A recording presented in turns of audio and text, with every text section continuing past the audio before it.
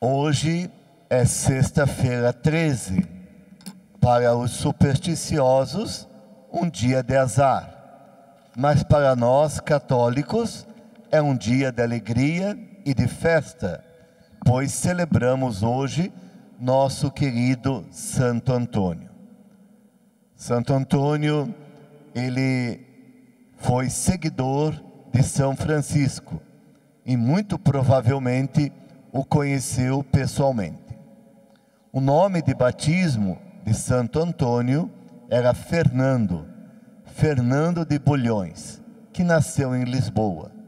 Por isso, alguns dizem Santo Antônio de Lisboa, outros Santo Antônio de Pádua, porque depois ele exerceu o seu ministério e terminou a sua vida e lá foi sepultado na cidade de Pádua, da Itália.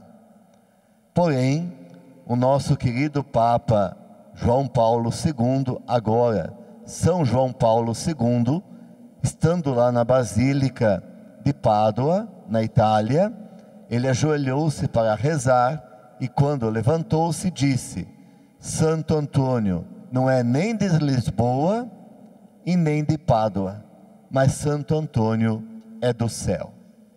Assim ele acaba com uma disputa desnecessária. Esse homem nasceu numa família aristocrática, era uma família eminente em Lisboa.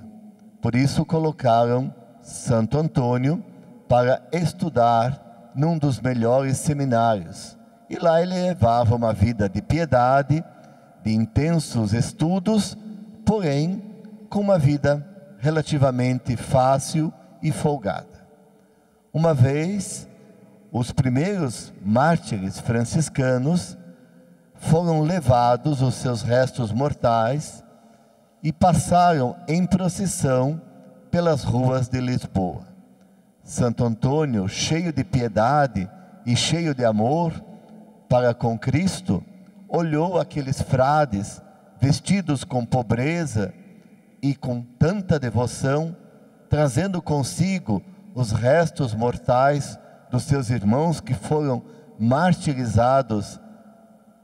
Ele disse: é assim que eu quero viver. Então ele deixou aquele ambiente tranquilo e mais sofisticado e foi viver pobre com os irmãos pobres de Assis. Santo Antônio, então, entra na ordem franciscana. Ele lá termina os seus estudos, é ordenado padre e vai para a Itália, mas não exerce nenhum cargo sofisticado. O convento precisava de um padre? Vem aqui, você vai celebrar missa para nós todos os dias. Mas Santo Antônio fazia os serviços normais da casa.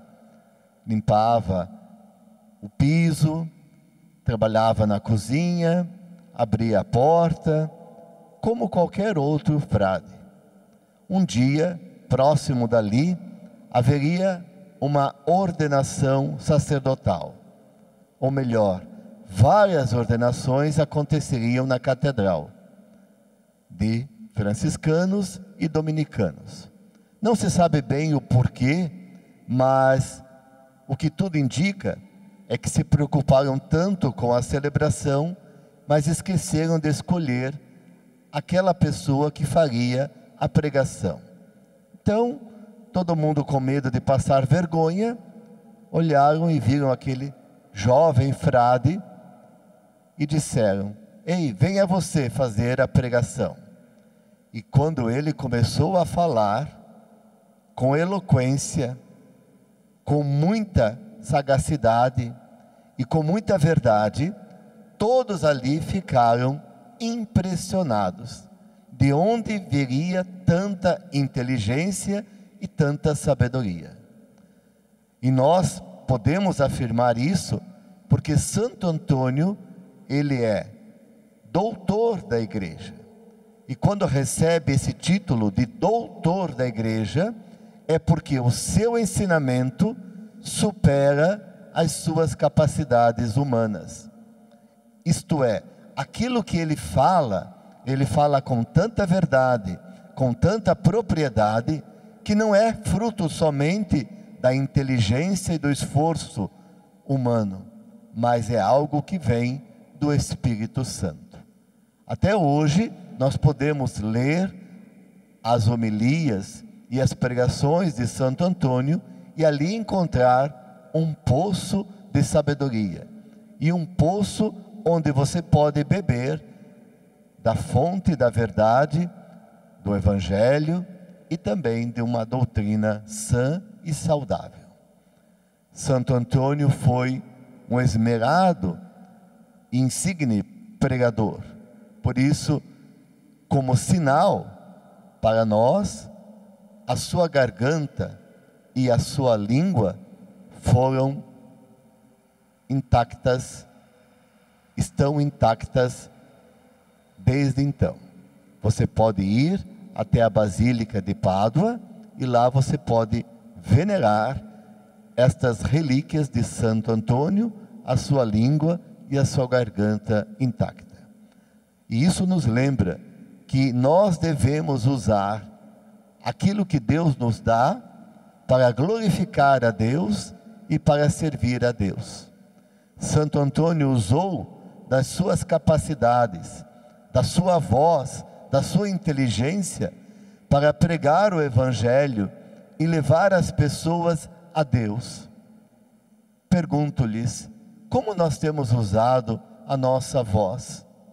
A nossa língua parece uma serpente que só maltrata e fala mal dos outros? Ou eu uso a minha voz, a minha boca, essa capacidade que Deus me deu para transmitir coisas boas, falar do Senhor, falar do céu, falar da salvação? É possível usar aquilo que Deus nos deu para fazer o bem ou para destruir o outro. Que nós possamos imitar Santo Antônio, pregar com as nossas ações, mas também com a nossa voz, e pedir a sua intercessão hoje, de um modo muito particular, pelas famílias e pelos casais, para que sejam verdadeiros no seu matrimônio e que possam também dar testemunho de verdade no meio de um mundo tão conturbado e muitas vezes marcado por trevas. Santo Antônio, rogai por nós.